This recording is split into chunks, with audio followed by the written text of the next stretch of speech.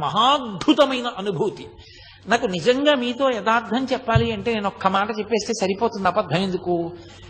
నాకు ఉత్తర క్షణం ఈ 2 మైకులు ఇలా తోసేసి కిందకి దిగి సావర్లకోట వెళ్ళి ఏ రైలు ఉంటే ఆ రైలు ఎక్కి వెళ్ళిపోవాలనుంది తిరువണ്ണామలై.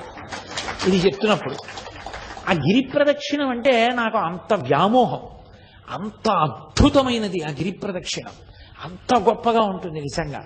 అది అందున తెల్లవారుజాము సమయంలో ప్రదక్షిణం చేస్తే ఆ లేత సూర్యకిరణాలు పడుతున్నప్పుడు చూడాలి. ఆ కొండ ఒక్కొక్క చోట ఒక్కొక్కలా ప్రకాశిస్తూ ఉంటుంది.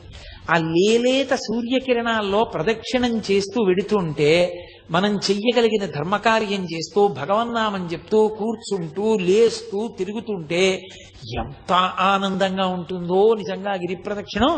పిల్లలతో పెద్దవాళ్లతో అందరం కలిసి నిజంగా యాత్ర అంటే కొన్ని వందల మంది బయలుదేరి